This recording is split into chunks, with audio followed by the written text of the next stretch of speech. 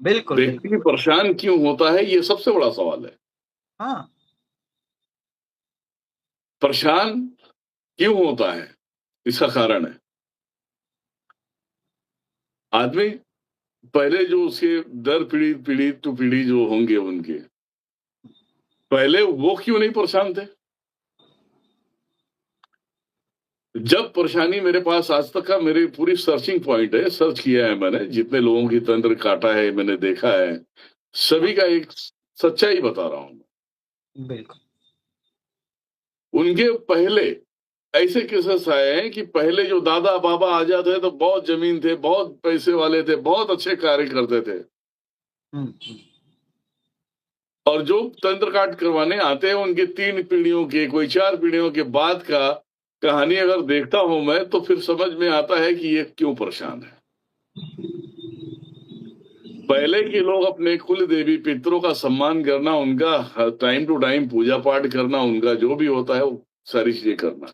घर में भगवान की के नाम पे दीपक जलाना, अगरबत्ती जलाना, पहले की पीढ़ियों में ये रहा है।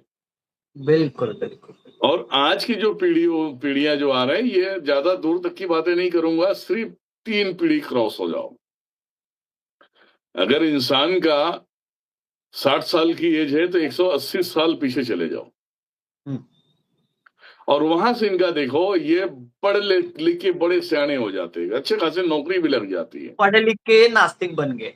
नहीं, पढ़ लिख के नास्तिक तो बन गए, अच्छे खासी नौकरी लग गई भई कि चलो उस समय जो है 10,000 भी बहुत ज़्यादा होता था, आज की तारीख में 2 लाख, 2.5 लाख, आज की तारीख में। ये इतने आगे बढ़ चुके हैं ना कि पीछे की चीज़ें छोड़ दी है। बिल्कुल, बिल्कुल, सत्य बात है। जब पीछे की चीज़ें छोड़ दी है, तो इनके साथ में होता क्या है? अभी इसका भी मैं विवरण दे देता हूँ।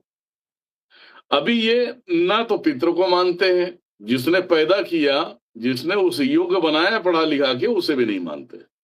बिल्कुल, अगर गलती से कोई बोल दे कि भैया पितरों का तर्पण कर दो, उसका जो है कि उसे बिठा दो, काशी में बिठा दो, आप गया में बिठा दो, तो बोले ये सब ढोंग है, पाखंड है, इसमें पढ़ना ही नहीं चाहिए।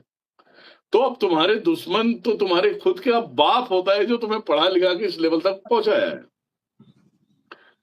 और उसके बाद देवियों को नहीं मानना, ये सबसे बड़ी गलती हो जाती है। इसलिए आप देखते हो, जिनकी सैलरी 1 लाख है, 2 लाख है, 4 लाख, या चाहे कुछ भी करे भैया, उसके घर में कभी बच्चा बीमार रहेगा, कभी बीवी बीमार रहेगी, कभी वो खुद बीमार होगा, कोई एक्सीडेंट में मर रहा है, कोई सुसाइड कर रहा है, कोई किसी के साथ में भाग गया।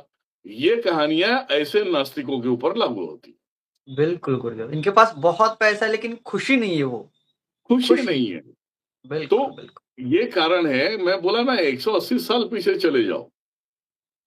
3 पीढ़ियों की डिटेल ले लो पूरी तरह से, समझ में आ जाएगा कि कौन कितने पानी में है, कितने पानी में नहीं है।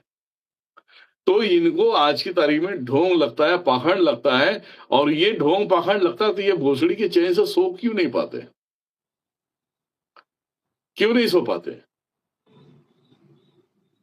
कहीं रेप केस में चले जाएँगे, कहीं मर्डर में चले जाएँगे, कहीं यहाँ चले जाएँगे। तो भैया, भगवान है ही नहीं है, तो तुम पेट पालने के लिए किसी का मर्डर क्यों कर रहे हो?